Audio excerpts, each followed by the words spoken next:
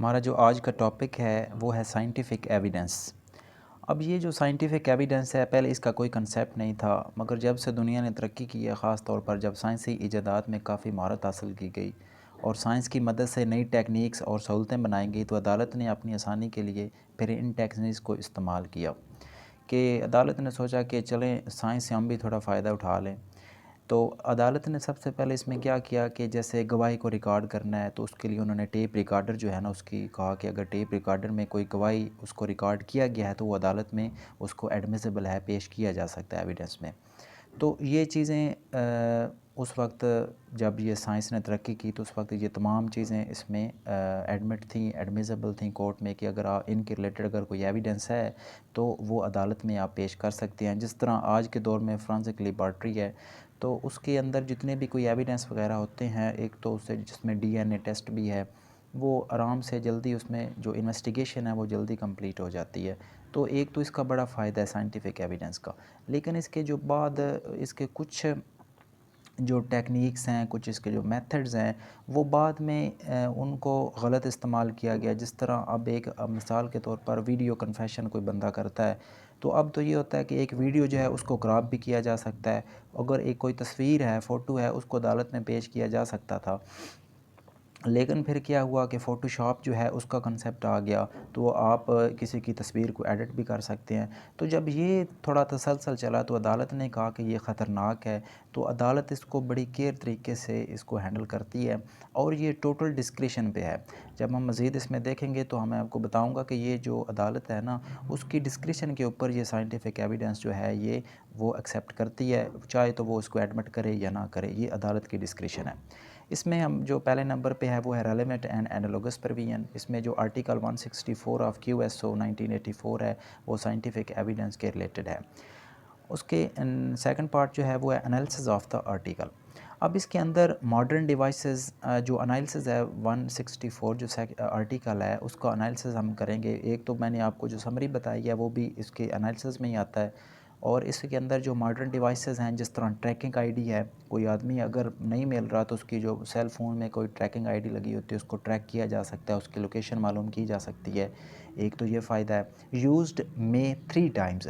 अब ये जो आर्टिकल है इसके अंदर 164 जो आर्टिकल है इसके अंदर जो मे का वर्ड है वो 3 दफ़ा यूज़ किया गया है। इसका इससे आपको क्या मतलब, इससे क्या मतलब है, मे जो है ये शो करता है डिस्क्रिशन को, totally discretion of the court.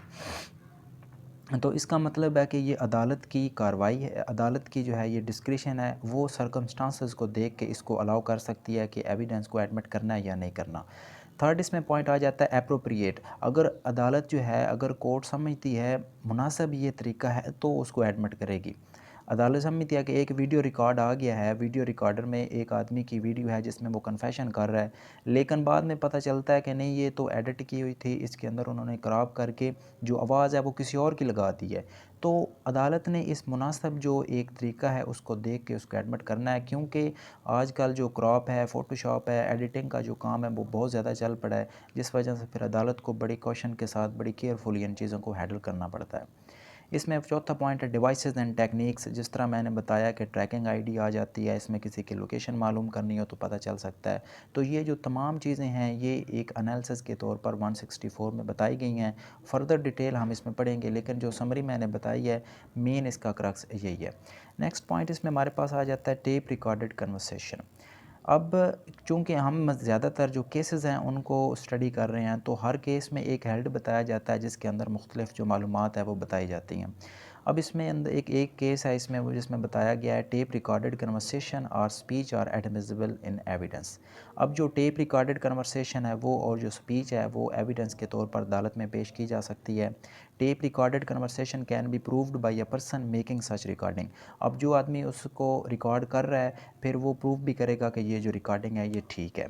Tape recording, अब इसके एक जो थर्ड इसके अंदर हेल्ड है उसमें ये बताया गया है कि जो आपने आपने कोई चीज़ रिकॉर्ड की है तो वो ये नहीं है कि कोई उसके अंदर आपको कोई इंड्यूसमेंट करे कि कोई आपके साथ ज़बरदस्ती कोई कन्फेशन कराए या कोई आपको रिकॉर्ड करके दे। तो इस तरह की चीज़ें जो हैं ये कोर्ट में एडमिट नहीं की जाएंगी। इसमें आगे एक नेक्स्ट केस है, बड़ा इंपॉर्टेंट है, जिसमें बताया गया in case of tape recorded conversation collaboration is required. अब एक आदमी ने टेप रिकॉर्डेड दे दी तो उसके साथ फिर कोलैबोरेशन भी ज़रूरी है कि वो एक और एविडेंस होना चाहिए जो उस एविडेंस की तायद करे, यानी उसके हक़ में एक और एविडेंस भी होना चाहिए। तो ये जो चीज़ें हैं ये इन तमाम चीज़ों को अदालत ने मद्देनज़र रखना है, क्योंकि इंड्यूसमेंट इसमें इसमें टेंडरिंग ऑफ एविडेंस, इसमें टेम्परिंग ऑफ एविडेंस, इसमें जितनी भी ये मुख्तलिफ़ चीज़ें हैं जो टेक्निक्स यूज़ की जाती हैं उससे एविडेंस को ख़राब करने की कोशिश की जा सकती है। इस वजह से अदालत को बड़ी केयरफुली इनको हैंडल करना पड़ता है। इसमें नेक्स्ट हमारे पास एक पॉइंट है photographs. Photographs are admissible as evidence. अब जिस तरह मैंने पहले बताया कि फ़ोटोग्राफ्स जो हैं फ़ोटोज़ को आप अदालत में पेश कर सकते हैं, लेकिन अब हमारे पास मसला ये है ना कि फ़ोटोशॉप आ चुकी है तो आप उसको एडिट भी कर सकते हैं। तो जब एडिट हो जाएगी तो अदालत को फिर बहुत केयरफुली हैंडल करना पड़ेगा। हम नेक्स्ट एक केस आएगा जिसमें हम देखेंगे कि कितना केयरफुली अदालत को ये मामले देखना पड़ते हैं। तो इस वजह से पहले तो था कि फ़ोटोशॉप का कोई कंसेप्ट नहीं था, अगर कोई तस्वीरें हैं तो वो एक्चुअल वो बिल्कुल प्योर समझी जाती थी और उनको अदालत तस्लीम कर लेती थी। अब भी कर लेगी, लेकिन उसमें यह है कि फ़ोटोशॉप का ऑप्शन ज़्यादा आ जाता है तो बड़ा केयरफुली अदालत को इसमें देखना पड़ता है। The party presenting photographs have to prove that these photographs are not manipulated. अब ये जो आदमी प्रेजेंट करेगा फ़ोटोग्राफ्स वो ये भी बताएगा कि ये जो फ़ोटोग्राफ्स हैं ये कोई किसी को फ़ोटोशॉप में हमने इनको कोई मैनिपुलेट नहीं किया गया, क्योंकि अगर ऐसा हुआ तो फिर वो ख़तरनाक साबित हो सकती हैं। 5 पॉइंट है इसमें फ़ोटोग्राफ्स ऑफ डॉक्यूमेंट्स। अब बाज़ औक़ात ये होता है कि व्हाट्सएप पे कुछ डॉक्यूमेंट्स भेज दिया जाती हैं, उनकी तस्वीरें लेके वो प्रिंट निकलवा लेते हैं, तो आजकल तो ये बिल्कुल आम है। तो ये भी एडमिट है। When permission is not granted under article 164 of QSO, photocopies of original documents can not be presented as evidence. तो आर्टिकल 164 जो है उसमें तो क्लियर बता दिया गया है कि अगर ओरिजिनल एविडेंस जो है, ओरिजिनल जो डॉक्यूमेंट्स हैं उनकी अगर आप कॉपीज़ लेके उनको करते हैं तो वो अदालत में पेश नहीं की जा सकती, क्योंकि परमिशन ग्रांट नहीं की गई। तो परमिशन भी फिर तब भी ग्रांट करेगी जब अदालत देखेगी कि ये ठीक है, सर्कमस्टांसेस को देख के अदालत देखेगी कि अगर ठीक है इनको एडमिट कर लिया जाए तो कोई हर्ज नहीं है। लेकिन फिर भी बात वही आ जाती है कि अदालत की डिस्क्रिशन है, अदालत तमाम सर्कमस्टांसेस को देख के उसको एडमिट कर भी सकती है। नेक्स्ट पॉइंट इसमें हमारे पास आ जाता है video cassette. Video cassette is a matter expressed through figures or marks. It falls within the purview of express documents and is admissible. अब वीडियो कैसेट जो है उन्होंने कहा कि ये इसमें क्योंकि फिगर्स और मार्क्स के बारे में बताया जाता है तो ये एक डॉक्यूमेंट है और इस डॉक्यूमेंट को अदालत में पेश किया जा सकता है और ये एडमिसिबल है। Video recording is admissible under article 164 of QSO। अब इसमें एडिट का ऑप्शन आ जाता है, अगर एडिट का ऑप्शन ना हो तो ये एडमिसिबल है। अब देखें ना, बाज़ औक़ात जब ये मीडिया पे आ रहे होते हैं, कोई अगर वीडियो लीक हो जाए तो उसमें बताते हैं कि इसमें ये तो मेरी आवाज़ नहीं है, इन्होंने वीडियो को टैम्पर किया है, तो ये इश्यूज़ आ जाते हैं। अदरवाइज़ कोई मसला नहीं है। बड़ा इंपॉर्टेंट और बड़ा अहम होता है कि अगर कोई आदमी वीडियो रिकॉर्डिंग के तहत कोई चीज़ एडमिट करे या कन्फेशन करे या कोई भी वो अपनी गवाही दे तो उसको एडमिट किया जाना चाहिए। लेकिन इशू हमें तब बनता है जब ये एडिटिंग वगैरह का फ़ोटोशॉप का ऑप्शन आ जाता है कि उसमें क्योंकि वो टैम्परिंग कर लेते हैं, आवाज़ किसी और की लग जाती है, तस्वीर किसी और की लग जाती है, तो यहाँ से इशू बनता है। अदरवाइज़ कोई इसमें अवाम नहीं है।